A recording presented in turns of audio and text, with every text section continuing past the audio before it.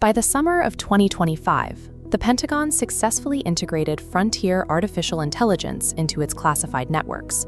Anthropic's Claude model was the first approved, backed by a $200 million contract to optimize military intelligence and operations. Anthropic, however, was founded on a strict internal safety culture. They delivered the technology with two non-negotiable restrictions. The military could not use Claude for the mass surveillance of American citizens, and it could not power fully autonomous lethal weapons. During contract renegotiations for the GenAI.mil platform, the Department of War demanded these guardrails be removed to allow for all lawful uses. Anthropic CEO Dario Amodei refused, stating that the company would rather assist in an orderly offboarding from government systems than compromise its core safety principles. This created a direct collision between a private software developer and the United States military. For the first time, a civilian vendor was attempting to set the operational limits of the American defense apparatus. The conflict came to a head on February 24th at the Pentagon. Military leadership took a hard line, asserting that no private company would dictate how the department makes operational decisions.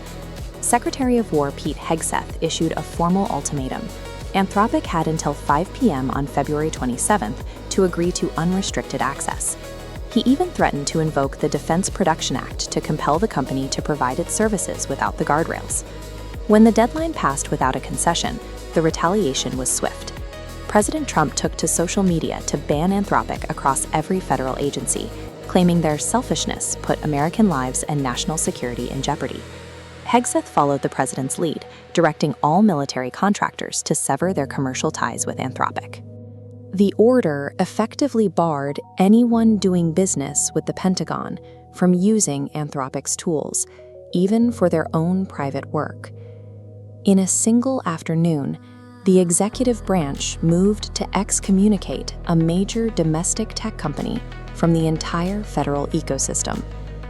To finalize this ban, the government reached for a specific and rarely used legal tool, 10 U.S.C. Section 3252.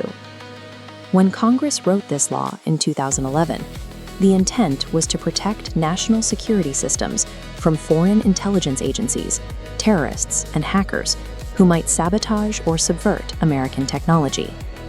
In this case, the Department of War applied that same supply chain risk label to a domestic company with top-secret security clearances, treating a policy disagreement over usage terms as a threat of sabotage. The move triggered a wider financial impact through the FAS-CASA clause. Because defense contractors are required to monitor their supply chains for these risks, the designation forced them to choose between keeping their government contracts or continuing to do business with Anthropic. This was a government-mandated corporate freeze-out, designed to cripple Anthropic's commercial viability by making its products toxic to any company with federal ties. Anthropic fought back immediately, filing lawsuits in federal court to challenge the designation as illegal First Amendment retaliation. Their legal team argued that the government cannot punish a company for its speech. This includes the right of creators to guide their AI's output according to their own values, and the right of users to receive that information without government censorship. U.S. District Judge Rita Lin issued a preliminary injunction, freezing the ban. She noted that the government provided no evidence that Anthropic posed a legitimate sabotage risk and had bypassed the procedural safeguards required by Congress. Judge Lin's ruling was a sharp rebuke of the administration's tactics, labeling the government's actions as, quote, classic illegal First Amendment retaliation. For the moment, the judiciary has blocked the executive branch from using national security statutes as a cudgel against corporate speech and dissent. The injunction provides only a temporary reprieve. The administration has a 7-day window to appeal, and leadership continues to maintain that military operational control is a matter of national survival. The White House is concurrently moving to centralize AI governance through a new national legislative policy framework.